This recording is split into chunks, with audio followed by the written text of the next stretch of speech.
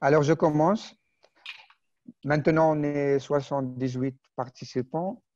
Alors, tout d'abord, je veux féliciter tous les participants, en particulier les musulmans, pour la fête de l'Eid Fitr. Et alors, Eid Mubarak Saïd à tous. Je tiens également à féliciter tout le monde pour la journée internationale africaine que nous voulons célébrer avec ce grand débat. Et me permettant de remercier les participants de haut niveau que nous avons aujourd'hui. C'est un luxe d'avoir ce panel important.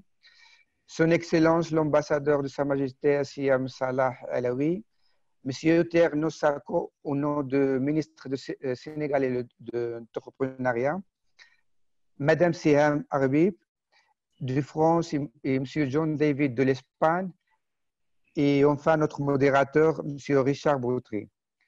Je voulais également remercier les assistants, ambassadeurs, consuls généraux, doyens et professeurs des universités du Maroc, aussi les assistants du Sénégal, de la France, des États-Unis, de la Belgique, de Roumanie, République tchèque, Angleterre et du Mali. Tout de suite, Richard présentera les 3 blocs de cette conférence. Et après, on aura un tour pour les questions de Richard et nous ouvrirons les questions aux participants. Merci beaucoup et bonne conférence. Merci beaucoup Abderrahim. Bienvenue donc, comme l'a dit Abderrahim, dans cette très belle conférence à l'occasion aujourd'hui, vous le savez, de la Journée internationale pour l'Afrique. Donc, il s'agit d'un meeting d'1 heure organisé par la Fondation Euro-Africa. Le thème, c'est l'Europe et l'Afrique après le Covid-19. Avec donc ces 4 invités brillants au parcours exceptionnel que je vais vous présenter maintenant tout de suite, à commencer par Madame Assia Ben Salah Alaoui, qui est une très grande personnalité marocaine. Elle est ambassadrice itinérante de Sa Majesté, le roi du Maroc, le roi Mohamed VI, et qui fait tout donc pour privilégier le débat et le dialogue. À ses côtés, Monsieur Papa Amadou Sarr, qui malheureusement, au tout dernier moment, n'a pas pu venir, ministre délégué à la présidence sénégalaise, diplômé de Sciences Po, d'Harvard aussi, lui qui était délégué général pour l'entrepreneuriat, avec une très belle structure qu'il avait montée et un accent mis aujourd'hui sur à la fois l'agriculture, la pêche, l'économie numérique. Il est représenté ici même par Monsieur Sako, que l'on salue. Également présente aujourd'hui Madame Siham Arbib, qui est diplômée de Sciences Po, spécialisée des relations internationales, qui a travaillé au ministère de la Défense, à la Commission européenne, comme consultante également auprès de l'OMS. L'OMS est une institution aujourd'hui financée à 70% par le privé, et notamment, on le sait, par la fondation Bill Gates. Bien sûr, quelques questions que je ne manquerai pas de poser au cours de cette émission. Et puis, le dernier invité, c'est effectivement Monsieur Jean-David Kouassigan, qui est en quelque sorte un pont, je dirais, entre les différentes langues, les différentes cultures, entre les affaires privées, libérales, et puis également le domaine social. Lui qui est un spécialiste éminent du développement durable. Une très belle personnalité que vous allez également découvrir. Quant à moi, eh bien, je suis Richard Boutry, ancien présentateur sur France TV. J'ai présenté le Soir 3 notamment pendant longtemps, et puis TV5 Monde, les journaux. Alors tout de suite, quel constat, et là je m'adresse à mes invités, pouvez-vous faire de cette pandémie? C'est un phénomène, on le sait, historique, un phénomène planétaire, un phénomène aussi, il faut bien le reconnaître, qui a davantage touché, en tout cas si l'on se fie aux chiffres aujourd'hui, l'Europe et les États-Unis que l'Afrique. Pourtant l'Afrique a été vraiment sévèrement éclaboussée, économiquement notamment, avec notamment, on l'a vu, la baisse du tourisme, la baisse des exportations, une consommation interne en baisse également. Bref, c'est un débat ce soir qui va s'organiser, et là je termine de la façon suivante, tout d'abord autour de 3 thèmes majeurs qui seront 3 blocs véritablement dans cette émission. Tout d'abord, quel est le réel impact de cette crise, je dirais, sur l'Afrique? Ensuite, vraiment les réponses que chaque continent pourra apporter. Et puis, 3e bloc, quel futur pour les relations Afrique-Europe dans l'ordre géopolitique en pleine transformation, aujourd'hui, je dirais, en pleine mutation. Ensuite, eh bien, je vous poserai quelques questions journalistiques d'actualité. Comme l'a dit Abderrahim tout à l'heure, vous pourrez vous aussi, téléspectateurs, poser vos propres questions. Et puis, on finira par une conclusion de chacun de nos invités pendant 1 minute. L'émission va durer donc 1 heure, pas de temps à perdre. Tout de suite, on rentre véritablement dans le vif du sujet avec cette première question que je pose à mes invités. C'est une crise européenne par extension, elle est devenue une crise africaine. Quel est l'impact réel de cette crise? Alors, je vais donner la parole à chacun d'entre vous. Vous avez 3 minutes. Tout d'abord, on va commencer peut-être par Assia Ben Salah Halaoui. Madame, bonsoir. Bonsoir Richard. Eh bien, merci beaucoup. Je n'ai pas de temps à tous les musulmans. Et bonne fête de l'Afrique aussi, que nous célébrons aujourd'hui. Alors peut-être une remarque avant de passer à l'impact sur les continents que nous avons choisi d'ausculter aujourd'hui. Il faut d'abord reconnaître que la pandémie est planétaire et que la récession qui se profile hélas à l'horizon est planétaire. Et donc les bouleversements qui seront par conséquent la suite et le corollaire de cette crise, eh bien, ils seront également planétaires avec énormément de points d'interrogation quant à nos modes de vie. Et c'est pour cela que je me permettrai d'ajouter une interrogation à notre titre, parce que ce n'est pas l'après-Covid, qu'est l'après-Covid? C'est ça le grand problème. Et d'abord, un impact général, planétaire, peut-être sur 4 points très très brefs. Les incertitudes, c'est peut-être la seule certitude que nous ayons, hélas, à partager. La pandémie de la peur, et n'est malheureusement pas Giono qui veut, car qui recommande qu'on ne rien céder à la peur.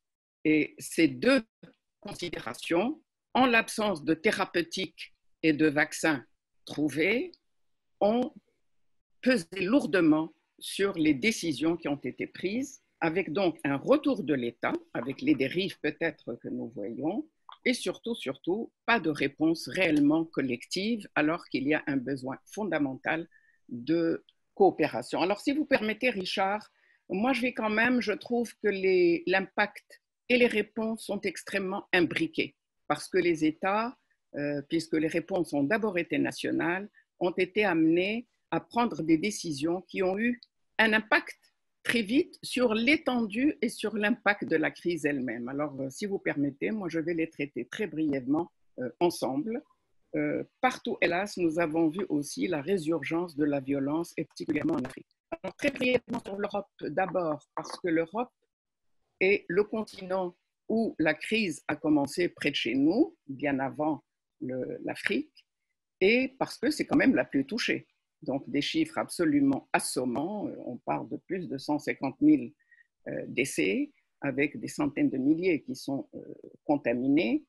Et évidemment, au fur et à mesure que la crise avançait, eh bien, nous avons vu un impact considérable, seulement sanitaire, avec des hôpitaux et des systèmes de santé débordés, alors qui sont réputés être excellents, comme en France, et un personnel soignant qui est au bord du burn-out. Et bien entendu, nous voyons aussi les effets déjà de la récession économique, entre 7 et 8% à l'horizon.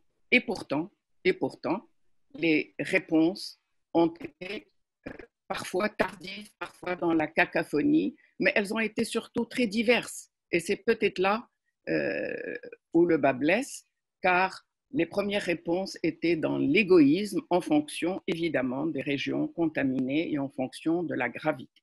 Et c'est petit à petit que la solidarité en Europe va peut-être mieux s'organiser, avec même des échanges de malades, comme nous l'avons vu, et avec une réponse de la Commission de 500 milliards d'euros pour soutenir justement notamment les secteurs qui sont en première ligne dans un premier temps. Et surtout récemment, nous avons vu la proposition d'Emmanuel Macron de mobiliser 500 milliards par la Commission, ce qui est un fait tout à fait inédit.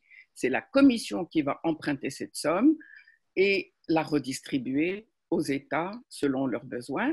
Mais il est clair qu'il faut attendre là le feu vert des États dits frugaux, comme les Pays-Bas et la Scandinavie. Alors, nous avons parlé de réponses extrêmement diverses, confinement ou pas confinement, je pense qu'on reviendra là-dessus, mais il n'y a pas de recette, il n'y a pas de recette miracle. La Suède, qui a été donnée en modèle parce qu'elle n'a pas confiné, comptant sur le civisme de ses citoyens.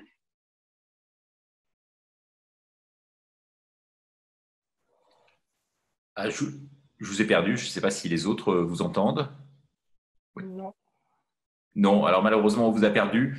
Peut-être l'occasion, on va résumer en 2 mots. C'est vrai, la seule certitude, vous le disiez, Assia, c'est l'incertitude, avec 7 et 8% aujourd'hui de récession annoncée. C'est terrible. On va donner la parole maintenant peut-être à un deuxième invité, peut-être à Jean-David Kouassigan. Vous nous Vous entendez? m'entendez de nouveau? Vous Alors, m'entendez de nouveau? on vous entend à nouveau. Est-ce que vous pouvez juste terminer, Assia, parce qu'on était passé sur un autre invité, mais allez-y. C'est mieux? Voilà, votre mot de fin, Assia, sur cette première Vous réponse. m'entendez là? Oui, on vous entend là. Oui, voilà. Donc, vous voyez, je pense qu'on pourrait revenir sur les détails si les gens sont intéressés par les questions. En miroir, nous avons une Afrique qui est épargnée pour le moment. Je dis bien pour le moment, car ce n'est que la première phase de l'épidémie. Elle y est arrivée tardivement. Nous n'avons que 40 000 cas avec un peu plus de 1600 décès. Alors, pour plusieurs raisons. Plusieurs raisons ont été avancées, à savoir qu'il s'agit d'abord d'un continent beaucoup plus isolé, beaucoup plus jeune, 60% ont moins de 25 ans de la population, qui a une certaine expérience de l'épidémie, donc qui a su gérer, et nous verrons très brièvement les réponses tout à l'heure, et surtout aussi qui a su anticiper. Alors, bien entendu, c'est seulement la première phase. Il faut, hélas, pas crier victoire, car nous voyons déjà une crise alimentaire extrêmement sévère qui se profile à l'horizon, un problème fondamental de l'économie, vous l'avez dit Richard, qui est totalement en récession déjà, alors que l'Afrique n'avait pas connu ça depuis 25 ans, et qui touche aussi bien les mastodontes, comme par exemple Ethiopian Airlines, que le vendeur de rue. Alors la problématique en Afrique, c'est que le secteur informel est extrêmement important et que c'est tous ces gens précaires, à leur tête les jeunes et les femmes, qui vont être touchés de plein fouet et que, évidemment, les États n'ont pas la capacité de soutenir. Autre problème, il est impossible de confiner, vu la densité des villes, vu les gens qui s'amassent dans les bidonvilles, et les gestes barrières sont extrêmement difficiles à appliquer, car nous sommes dans un continent de partage, de convivialité, de raison étreinte, pour paraphraser le président Senghor, et on se fait la bise 3 fois plutôt qu'une. Donc, c'est extrêmement difficile de faire respecter les gestes barrières. Alors, une économie, nous avons dit, qui est vraiment problématique, avec peut-être une crise alimentaire qui serait la plus sévère, mais avec des réponses quand même très anticipées des pays. Et à leur tête, je voudrais quand même saluer la décision du Maroc de fermer les frontières, qui est extrêmement courageuse, parce qu'il a évité ainsi non seulement une contamination massive des Marocains eux-mêmes, vu les relations étroites que nous avons avec l'Europe, vu l'importance de notre communauté à l'étranger, mais surtout vu que c'est un hub pour l'Afrique. Casablanca est le hub et la Royal Air Maroc est une compagnie africaine. Et d'ailleurs, beaucoup d'Africains ont salué cela, car je pense que ça a préservé l'Afrique. Une autre façon, c'est les populations locales qui ont magnifiquement répondu présent, avec une créativité, avec la débrouillardise, car nous n'avons peut-être pas les moyens, nous n'avons pas les capacités et les capabilities, comme disent les anglo-saxons, mais il y a une immense solidarité et beaucoup de débrouillardise. Alors, on a évidemment beaucoup parlé des masques marocains, je n'y reviens pas, mais c'est tout à travers l'Afrique que tout s'est déclenché. Il faut néanmoins quand même remarquer que l'Afrique a été touchée surtout dans ces deux extrémités, c'est-à-dire l'Afrique du Nord, qui représente en quelque sorte presque plus de 60% des cas, et l'Afrique du Sud. Et là aussi, les réponses ont été vigoureuses et ont été très anticipées, rapides, avec des plans de soutien également aux populations les plus vulnérables. On paye les gens pour qu'ils ne travaillent plus et qu'ils puissent rester chez eux, mais c'est aussi énormément de dépenses. Le Maroc, par exemple, a dépensé 2,8% du PIB pour faire face à cette crise. C'est le pourcentage le plus élevé dans le monde, parce qu'évidemment, on a pensé que la vie des Marocains passait avant tout.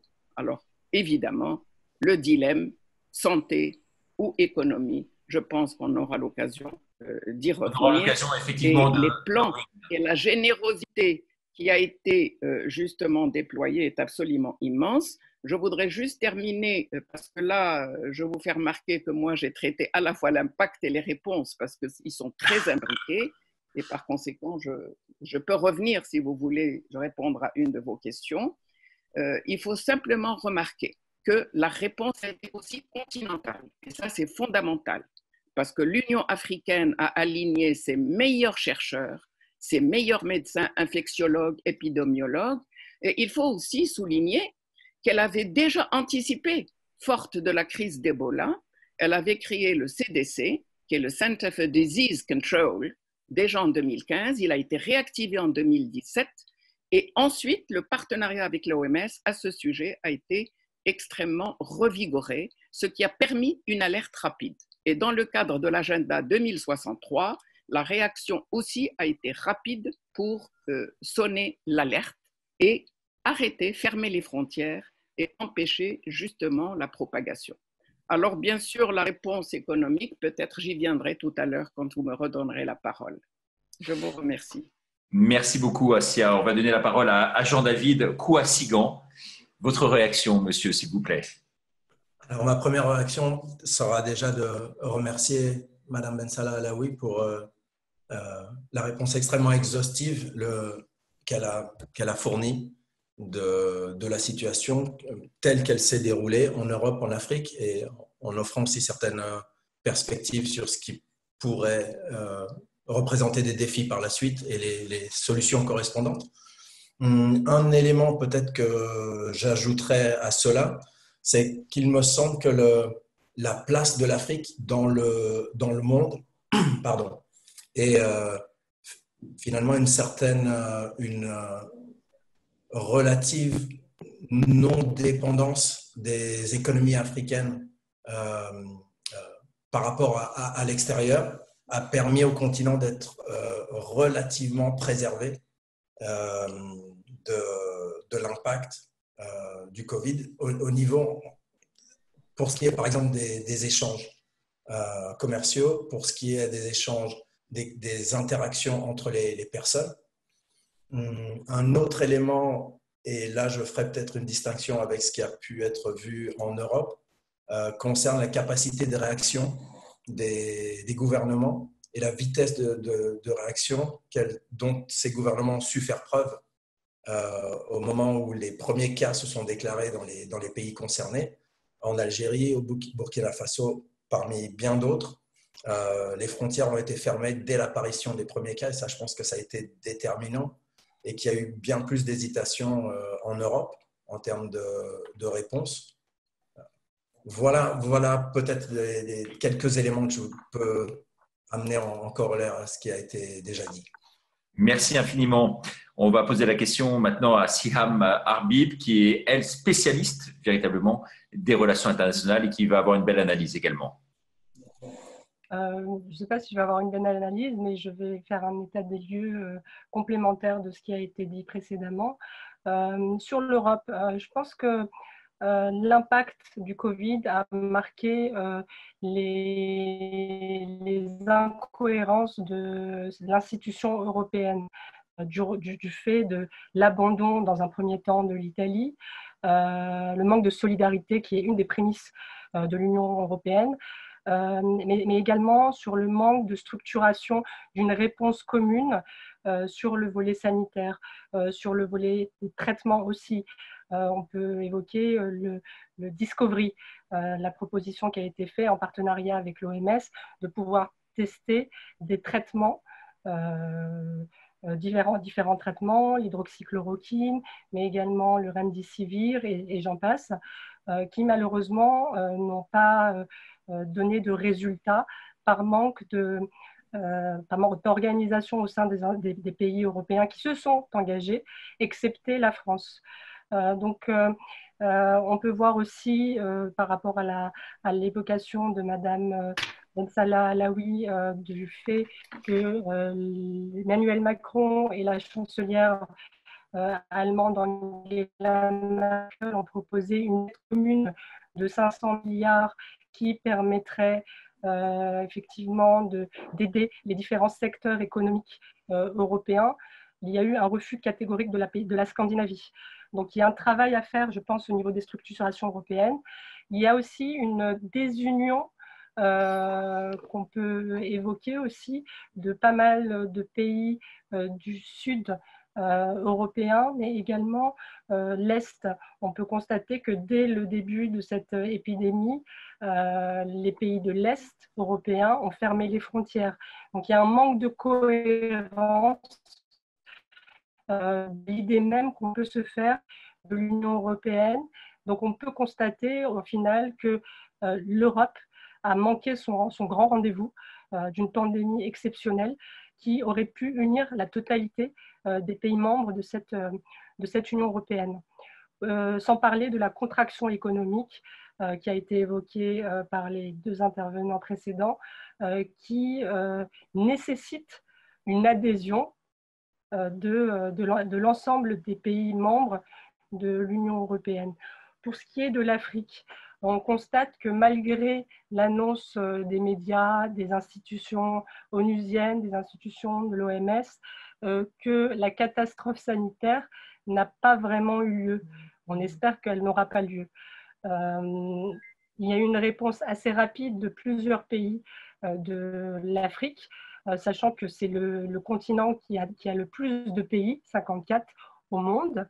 Il y a peu de morts, contrairement à ce qui a été annoncé, peut-être du fait qu'on est habitué sur le continent africain à gérer des épidémies, contrairement aux pays du G7, puisqu'on peut constater que la catastrophe a eu lieu principalement dans les pays du G7 et non dans les pays qu'on peut dire en voie de développement ou les continents d'Amérique latine ou d'Afrique notamment. Donc, pour ce qui est aussi des pays africains, on peut constater que beaucoup de pays africains ont choisi dès le début des traitements de base qui ont été proposés par les institutions, par les chefs d'État, par les exécutifs, contrairement à l'Europe qui aujourd'hui, on a toujours en débat sur par exemple l'hydroxychloroquine, alors qu'en Afrique, dès le début de cette épidémie, on a tout de suite opté pour ce traitement parce que ce traitement est très connu déjà pour le paludisme en Afrique et qu'il n'y a pas forcément de crainte. Et j'ai l'impression que pour le moment, ça marche plus ou moins bien. Je ne suis pas une scientifique, mais les résultats sont là. Ensuite, pour ce qui est de l'économie, effectivement, il y a une task force qui a été mise en place par l'Union africaine. Et on peut voir également que deux pays se sont distingués. C'est le Maroc et le Sénégal. Le Maroc qui tout de suite a transformé son industrie textile pour faire des masques. Mais je pense que le Maroc est parti au-delà de la réponse au pays, mais c'est aussi la perspective de pouvoir réutiliser son industrie si relocalisation européenne il y a en Europe ou dans les pays partenaires de l'Europe. Et le Sénégal qui… Le Sénégal, on va y aller. C'est juste parce que le Sénégal, on va y aller. Là, votre temps de parole est largement dépassé. Alors, juste un petit mot sur le Sénégal, peut-être, ça fera… Pour le Sénégal, je voulais dire qu'ils ont fait des tests, ils ont breveté des tests avec un partenaire britannique pour pouvoir tester massivement la plupart des pays africains pour voir effectivement à quel niveau est l'Afrique en termes d'épidémie.